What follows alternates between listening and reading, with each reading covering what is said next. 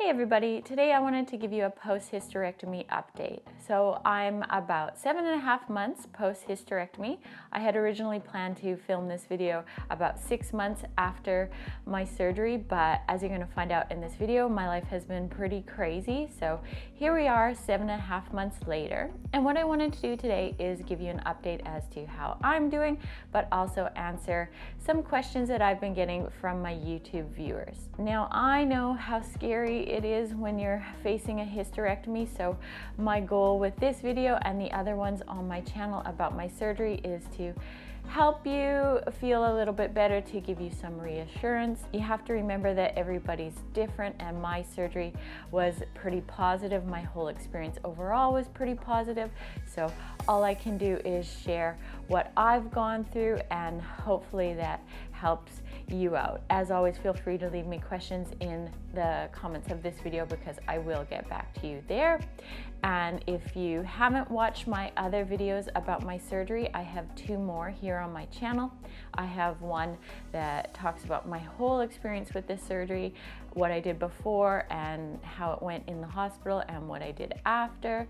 And then I have another one talking about how to eat to prepare your body for surgery and to have better recovery. So you'll definitely want to check those videos out if you haven't already.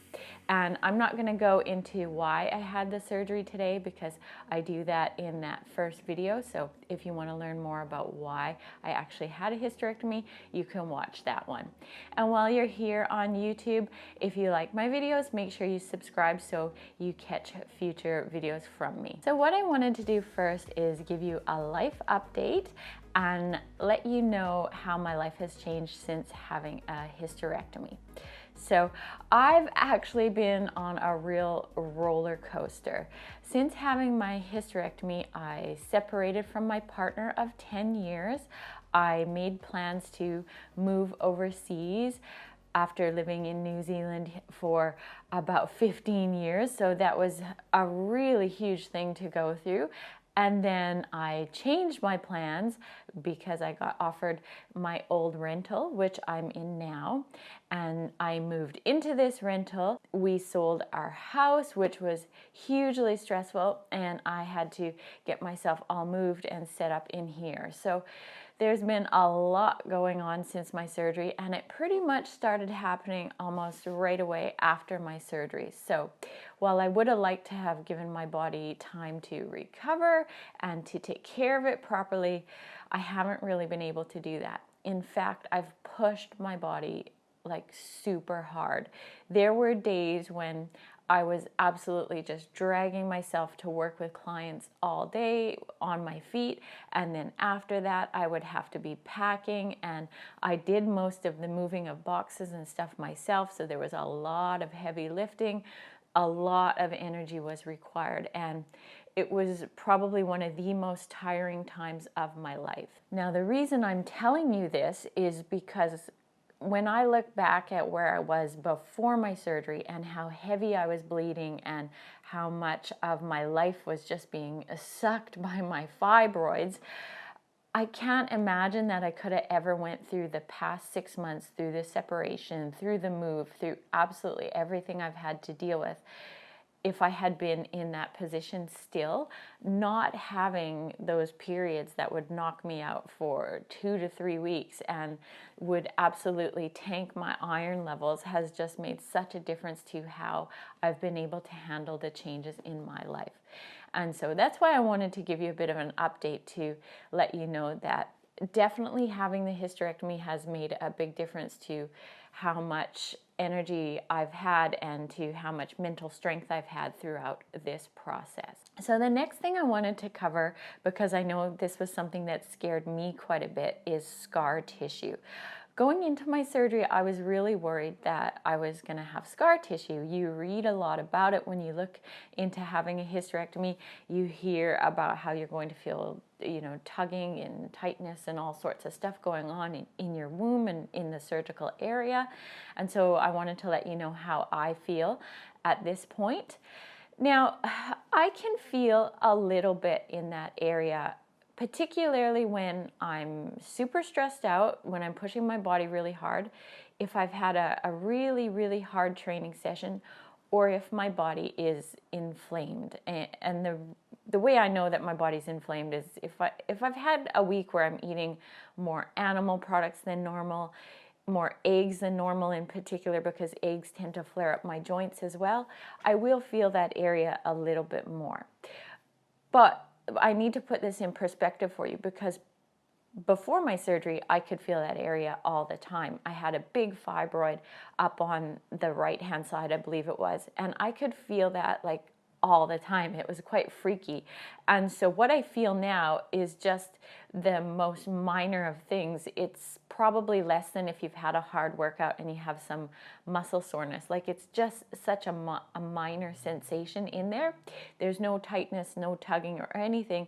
I can just sort of feel where that big fibroid was, and it occasionally gets just the tiniest bit sore. But compared to everything I was going through before, compared to any menstrual cramps, compared to any yuckiness from feeling that big fibroid that was in there, this is absolutely nothing. So quite likely I've got some scar tissue in there. Obviously, you know, maybe I might feel that down the road in the future.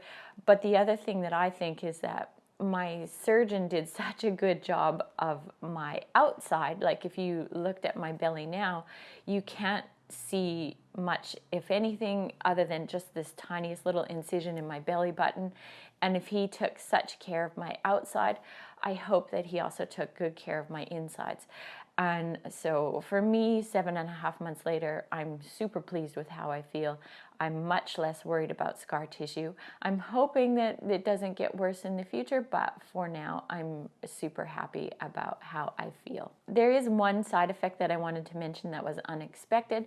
I did have some breast tenderness, and I'm not prone to breast tenderness. It wasn't something that I've ever really experienced, but I did have about 3 months of very tender breasts, and they were quite swollen. I talked to my doctor about it. He said it's perfectly normal, and usually they settle, so I wasn't too worried about it. But interestingly, at this stage, at 7.5 months later, I still do get a bit of breast tenderness. So I'm sure that has something to do with the hormones and everything that has changed in my body, but hopefully that symptom gets less and less over time. But I just wanted to mention it because that probably is the one side effect that I'm experiencing still. Now, the other thing I wanted to cover in this video is what I've been able to do in terms of training, because obviously this is a fitness and nutrition channel. And so I wanted to let you know how I eased back into my training. I did talk about that a little bit in those other videos. But basically, I got back into training quite quickly because I wasn't feeling good with no activity. My body was actually more sore not moving, so I started moving quite quickly. And the quick story is that by about 3 months, I would say I was doing pretty much everything. I was starting to do some safer versions of deadlifts, like deadlifts on the landmine and some Romanian deadlifts with sort of moderate weight. The first time I did the deadlifts, I got pretty sore in the surgical area, but I tried them again about 2 weeks later with more awareness of my pelvic floor and with, you know, creating a lock with my tummy and just making sure everything was really just a lot of awareness to that area when I trained. And the second time I did the deadlifts, I was perfectly fine. A couple of the lifts that I normally do have been a bit scary. Like, I normally do very heavy overhead presses. I did take it quite easy with them for the first probably 3 to 4 months, but at this point I'm lifting as heavy as I've ever done, and I'm even hitting some personal bests. So I'm definitely not holding back. I think the only exercises where I've held back a little bit are ones where I have to really stretch overhead. But, you know, there's really only one exercise, the dumbbell pullover, that makes me a little bit scared. Otherwise, I'm doing pretty much everything as normal. And in fact, a couple weeks ago, I actually did my first pull-ups. I was scared to do those, but I had absolutely no problem, no soreness from doing them at all. So I'm super pleased with where I'm at. I'm able to do deadlifts pulling from the floor. I had no idea I would be able to bounce back so quickly. When I met with my doctor at my sign off 6 weeks after my surgery, he told me that when it comes to exercise, I will know when my body is ready and just to listen to it. And particularly because of my job and being a personal trainer, I am very aware of the body. And he was right. Every time I decided to do an exercise, there was just sort of a knowing that just came into my mind that just said, hey, I'm ready for this.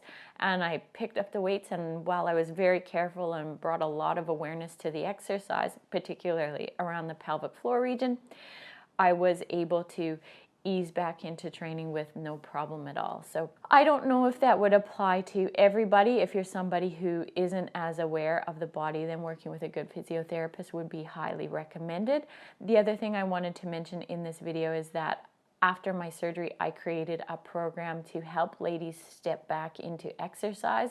It's called the Comeback Program, and you can get it from me simply by messaging me through my website, or you can just purchase a training program through my website and let me know when you sign up that you want the comeback program, and I'll set that up for you, and we can ease you back into training very gently if you're interested. If you have any questions, just message me. I created it really to help ladies because when I was trying to get back into training, I couldn't find anything like it. And so I think it's a really good program. It's a really gentle, safe way to get you back. And I started doing that within weeks of my surgery. Of course, it depends on the type of surgery you have, but as I said, hit me up if you have questions and I'm happy to help you out. So what I want to do now is switch into some of your questions that I've been getting from you. And the first one is, have you had any prolapse as a result of surgery? And happily the answer is no. This was a big concern for me going into my surgery, so I understand why you're asking it. I had a good conversation with my doctor about it, and he reassured me that the type of surgery I was having, because it was a minimally invasive hysterectomy, was low risk for prolapse, and also I didn't really have a family history of it or anything, which he said would be a bigger risk factor than my surgery, in fact. So it wasn't really a concern in my case. That said, as we just talked about in terms of training, I am bringing a lot of awareness to my pelvic floor when I'm working out, and I am also doing my pelvic floor exercises much more than I did before my surgery, just in case, because it can't hurt to keep that area really strong. Now, the next question is, have you experienced any changes in your physique as a result of the hysterectomy?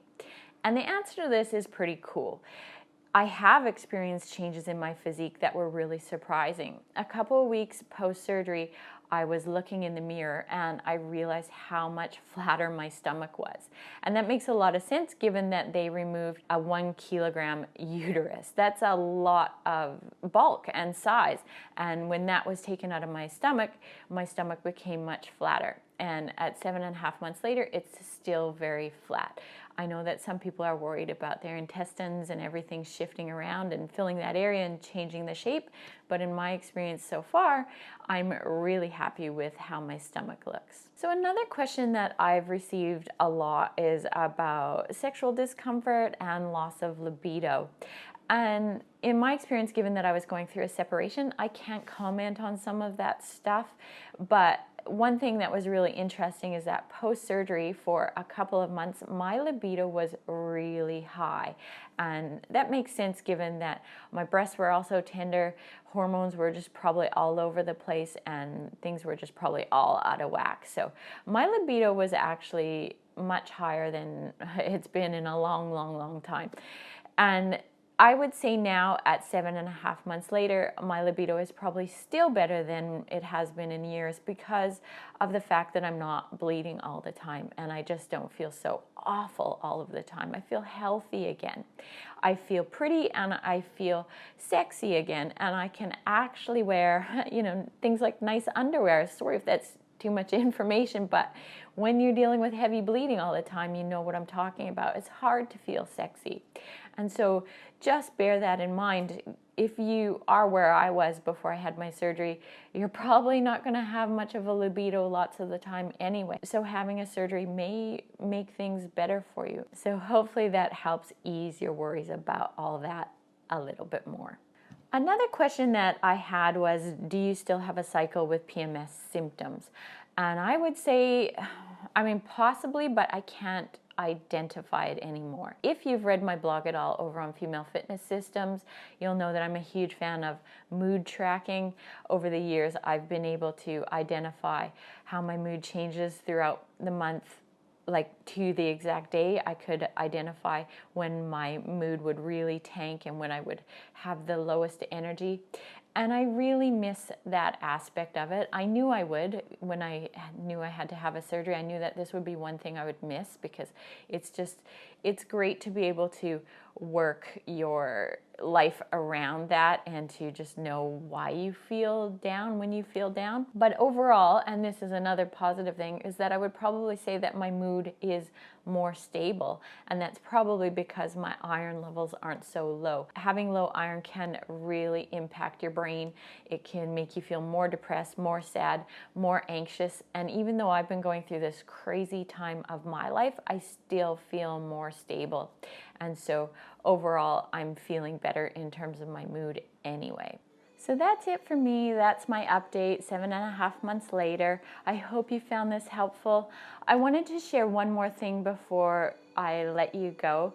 In my final appointment with my doctor 6 weeks post-surgery, he could see that I was holding back and that I was still scared about what I could do. Like, I was scared to carry my cat around. I was worried about what I should and shouldn't be doing in the house. I was holding back in terms of how much weight I lifted. And he said to me, look, I can see that you're here right now, and I need you to be here. And in 6 months, I need you to be here. And I need you to get your head around the fact that you are going to have a new normal. You're going to have new energy that you haven't felt in such a long time. And he actually fist bumped the air and said, you go, girl. And it brought me to tears. I have found since that time that he has been absolutely right. I've had this new amazing energy. Even though I've been going through all of this terrible stuff in my life, I'm sure that in a couple of months now that things are settling down, I'm going to feel even better. And I wanted to share that with you because I know if you're watching this, you're probably scared, you're probably worried, but there could be a new normal for you, and it could be much better than where you are now. And I can't tell you to have a hysterectomy. I can only tell you that it really changed my life, and I'm so glad that I had one. So that's it from me. Thank you for watching, and take care.